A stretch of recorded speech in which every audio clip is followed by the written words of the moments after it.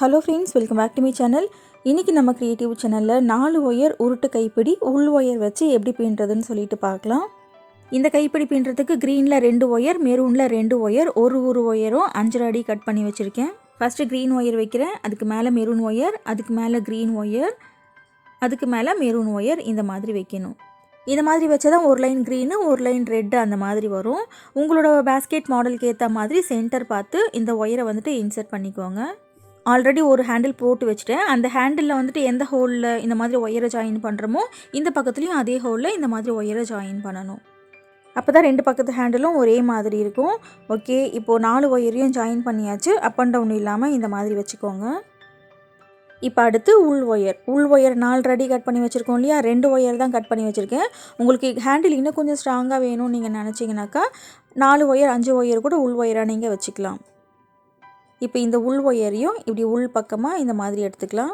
உள் ஒயர் வந்துட்டு colour difference தெரியணும் அப்படின்றதுனால பர்பிள் கலரில் எடுத்திருக்கேன். இப்போ இந்த ஒயரையும் அப் அண்ட் டவுன் இல்லாமல் இந்த மாதிரி வச்சுக்கோங்க. உள் ஒயர் வந்துட்டு ஒரு 4-5 ஒயர் நீங்கள் எடுக்கிறீங்கன்னா நூல் வச்சு கட்டி விட்டுக்கோங்க, ஏன்னா டிஸ்டர்பன்ஸாக இருக்கும் பின்னும்போது. ஓகே ஃப்ரெண்ட்ஸ், இப்போ ஹேண்டில் பின்ன ஆரம்பிக்கலாம். இப்போது உள் ஒயர் இல்லாமல் லெஃப்ட் ஹேண்டில் பார்த்தீங்கன்னாக்கா 4 ஒயர் இருக்கும். ரெட்டு க்ரீனு இதே மாதிரி ரைட் ஹேண்ட்லும் ரெட்டு க்ரீனுன்னு சொல்லிட்டு 4 ஒயர் நமக்கு இருக்கும். இப்போ ஃபஸ்ட்டு ரெட் ஒயர் லெஃப்ட்லேருந்து எடுக்கிறேன். இப்போது ரைட்லேருந்து ரெட் ஒயர் எடுத்து இந்த லெஃப்ட் ஒயர் மேலே ரைட் ஒயரை இப்படி வைக்கிறேன். இப்போது லெஃப்ட் ஒயர் எடுத்து ரைட் ஹேண்ட் சைடு நம்ம கொண்டு போகிறோம். இந்த ரெட் ஒயர் மேலே க்ரீன் ஒயர் வைக்கிறேன். இப்போது ரைட் இருக்கிற ஒயரை லெஃப்ட் கொண்டு போகணும். இப்போ 2 ஒயர் இருக்குது இல்லையா, என்ன பண்ணணும், இந்த ரெட் ஒயருக்கு மேலே இந்த ரெட் ஒயர் இருக்குது. ஸோ இந்த ரெட் ஒயருக்கு கீழே இந்த க்ரீன் ஒயருக்கு மேலே இந்த மாதிரி வைக்கணும். ஒரு ஒயருக்கு மேலே இருந்தால் ஒரு ஒயருக்கு கீழே இருக்கணும். அப்போ தான் வந்துட்டு இந்த ஹேண்டில் நல்லாயிருக்கும். இப்போது லெஃப்ட் ஒயரை ரைட் சைடு நம்ம கொண்டு வர போகிறோம். இப்போ பார்த்தீங்கன்னாக்கா 2 ஒயர் இருக்குது இல்லையா, இந்த ரெட் ஒயருக்கு மேலே க்ரீன் ஒயர் இருக்குது. ஸோ இந்த ரெட் ஒயருக்கு கீழே க்ரீன் ஒயருக்கு மேலே, ஒரு ஒயருக்கு கீழே இருந்துச்சுன்னா ஒரு ஒயருக்கு மேலே இந்த மாதிரி இருக்கணும். இப்போது ரைட் ஒயரை லெஃப்ட் கொண்டு வரணும். இந்த ஃபஸ்ட்டு ஒயர் இருக்குது இல்லையா, இந்த ரெட் ஒயருக்கு கீழே க்ரீன் ஒயர் இருக்குது. ஸோ இந்த ஃபஸ்ட்டு ஒயருக்கு மேலே, செகண்ட் ஒயருக்கு கீழே, தேர்டு ஒயருக்கு மேலே இந்த மாதிரி வைக்கணும். இந்த ஃபஸ்ட்டு ஒயர் நீங்கள் கரெக்டாக வச்சிட்டிங்கன்னா அடுத்த ஒயர் நமக்கு சரியாக வந்துடும். இப்போது லெஃப்ட் ஒயரை ரைட்டு கொண்டு வரணும். இந்த ரெட் ஒயருக்கு கீழே இந்த ஒயர் இருக்குது பாருங்கள். ஸோ என்ன பண்ணணும், இந்த ரெட் ஒயருக்கு மேலே, க்ரீன் ஒயருக்கு கீழே, ரெட் ஒயருக்கு மேலே இந்த மாதிரி கொண்டு வரணும். இப்போது இந்த கடைசியாக இந்த ஒரு ஒயர் மட்டும்தான் இருக்குது. இப்போ இந்த ஃபஸ்ட்டு ஒயருக்கு மேலே இந்த ரெட் ஒயர் இருக்குது இல்லையா, ஸோ என்ன பண்ணணும், இந்த ரெட் ஒயருக்கு கீழே, க்ரீன் ஒயருக்கு மேலே, ரெட் ஒயருக்கு கீழே, இந்த க்ரீன் ஒயருக்கு மேலே.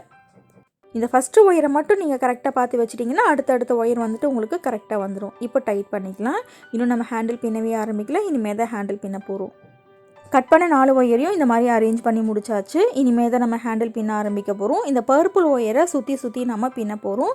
பர்பிள் ஒயர் வந்துட்டு உள்ளுக்குள்ளேயே நமக்கு வரும். பர்பிள் ஒயரில் நம்ம எதுவும் பண்ண போகிறது கிடையாது. இந்த க்ரீன் ஒயர் ரெட் ஒயரை மட்டும்தான் மாற்றி நம்ம பின்ன போகிறோம். இப்போது லெஃப்ட் ஹேண்டில் 4 ஒயர் இருக்குது, ரைட் ஹேண்டில் 4 ஒயர் இருக்குது. இது ஃபஸ்ட்டு ஒயர், இது செகண்ட் ஒயர், இது தேர்ட் ஒயர், இது ஃபோர்த்து ஒயர். இதே மாதிரி ஃபஸ்ட்டு, செகண்டு, தேர்டு, ஃபோர்த்து. ஓகேவா?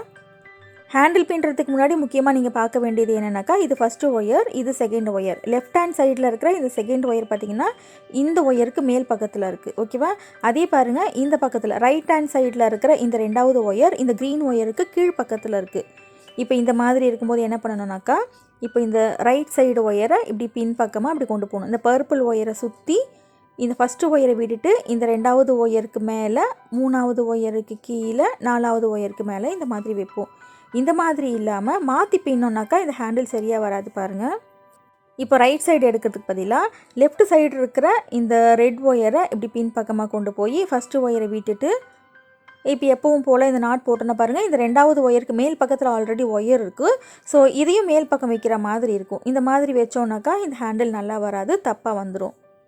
எத்தனை முறை இந்த உருட்டு கைப்பிடி போட்டாலும் எனக்கு வரவே மாட்டேங்குது, தப்பாகவே வருதுன்னு சொல்லிட்டு நிறைய சகோதரிகள் சொல்லுவாங்க. அதுக்கு காரணம் இதுதான். இந்த 2வது ஒயர் எந்த கையில் மேல் பக்கத்தில் இருக்குதுன்னு பார்த்துக்கோங்க. இப்போது அதுக்கு ஆப்போசிட் கையில் இருக்கிற ஒயர், அதாவது ரைட் ஹேண்டில் இருக்கிற ஒயரை இப்படி பின் பக்கமாக இப்படி கொண்டு போகிறோம். ஃபஸ்ட்டு ஒயரை விட்டுட்டு 2வது ஒயருக்கு மேலே, 3வது ஒயருக்கு கீழே, 4வது ஒயருக்கு மேலே இந்த மாதிரி வைக்கணும். இப்போது ரைட் சைடு ஒயரை பின்னியாச்சு. இப்போ அடுத்து லெஃப்ட் சைடு ஒயரை பின்னணும். லெஃப்ட் ஹேண்டில் இருக்கிற ஒயரை இப்படி பர்பிள் ஒயருக்கு பின் பக்கமாக கொண்டு போகணும். இப்படி பின் பக்கமாக அப்படி கொண்டு போயிட்டு ரைட் சைடில் இருக்கிற ஃபஸ்ட்டு ஒயரை விட்டுடணும். விட்டுட்டு இந்த 2வது ஒயருக்கு மேலே, 3வது ஒயருக்கு கீழே, 4வது ஒயருக்கு மேலே இந்த மாதிரி வைக்கணும். ஓகே ஃப்ரெண்ட்ஸ், இப்போ இது வரைக்கும் உங்களுக்கு புரிஞ்சிருச்சு இல்லையா? இதையே நீங்கள் மாற்றி வச்சிங்கனாக்கா இந்த ஹேண்டில் கண்டிப்பாக வரவே வராது. எந்த கையில் இருக்கிற 2வது ஒயர் மேல் பக்கத்தில் இருக்குதுன்னு சொல்லிட்டு பார்க்கணும்.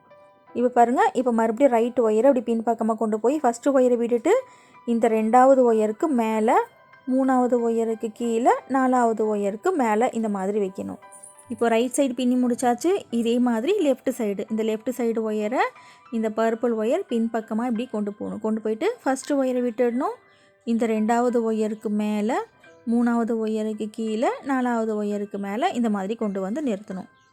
ஸ்டார்டிங்கில் இந்த கட் பண்ண ஒயரை ஃபஸ்ட்டு க்ரீனு, அப்புறம் ரெட்டு, க்ரீனு, ரெட்டுன்னு சொல்லிட்டு வச்சோம் இல்லையா? அந்த மாதிரி வச்சதுனால பாருங்கள், ஒரு லைன் க்ரீனு, ஒரு லைன் ரெட்டு, ஒரு லைன் க்ரீனு, ஒரு லைன் ரெட்டுன்னு சொல்லிட்டு நமக்கு வந்திருக்கு. இந்த மாதிரி இல்லாமல் அந்த ஃபஸ்ட்டு அந்த ஒயரை அரேஞ்ச் பண்ணும்போதே வந்துட்டு மாற்றி மாற்றி அரேஞ்ச் பண்ணிங்கனாக்கா இந்த மாதிரி உங்களுக்கு கரெக்டாக வந்திருக்காது. ஓகே ஃப்ரெண்ட்ஸ், இப்போ இந்த ஹேண்டில் எப்படி பின்னுறதுன்னு உங்களுக்கு கிளியராக புரிஞ்சிருக்கும் இல்லையா?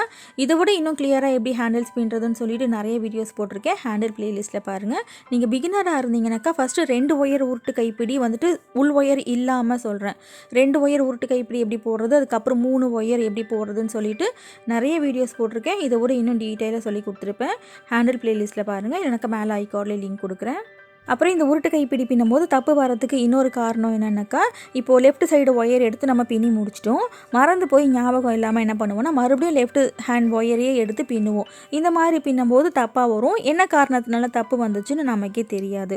இதுக்காக தான் நான் இந்த மாதிரி ஐடியாவில் சொல்லி கொடுத்துருப்பேன். எந்த கையில் இருக்கிற 2வது ஒயர் மேல் பக்கத்தில் இருக்குதுன்னு பார்த்துக்கிட்டிங்கனாக்கா அதுக்கு ஆப்போசிட் கையில் இருக்கிற ஒயரில் வந்துட்டு ஹேண்டில் பின்னுறதுக்கு ஆரம்பிக்கணும். இந்த மாதிரி பின்னும்போது ரொம்ப ஈஸியாக, ரொம்ப ஸ்பீடாகவும் இந்த ஹேண்டிலை நீங்கள் பின்னி முடிச்சிடலாம்.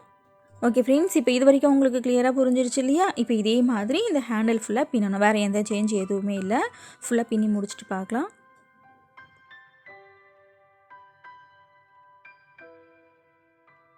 இப்போ இந்த ஹேண்டில் ஃபுல்லாகவே பின்னி முடிச்சிட்டேன். பின்னி முடிச்சதுக்கப்புறம் எப்படி வந்திருக்கு பாருங்கள். ஒரு லைன் க்ரீனு, ஒரு லைன் ரெட்டு, ஒரு லைன் க்ரீனு, ஒரு லைன் ரெட்டுன்னு சொல்லிட்டு வந்திருக்கு. இப்போ இன்னொரு பக்கத்தில் வந்துட்டு நம்ம ஜாயின் பண்ண போகிறோம். ஜாயின் பண்ணுறதுக்கு முன்னாடி அப் அண்ட் டவுன் கரெக்டாக இருக்கா அப்படின்னு சொல்லிட்டு பார்த்துக்கோங்க. 2 ஹேண்டிலும் ஒரே மாதிரி இருக்கணும். இப்போ உள் ஒயரோடு சேர்த்து ரைட் ஹேண்டில் வந்துட்டு 6 ஒயர், லெஃப்ட் ஹேண்டில் 6 ஒயர் இந்த மாதிரி டிவைட் பண்ணிக்கோங்க. டிவைட் பண்ணிவிட்டு ஏதாவது ஒரு ஒயர் எடுத்து இந்த மாதிரி முடி போட்டுக்கோங்க, பிரிஞ்சு வராமல் இருக்கிறதுக்காக. ஏன்னா அப்படியே நம்ம கூடைக்குள்ளே இன்சர்ட் பண்ணோன்னாக்கா பிரிஞ்சு வந்துடும்.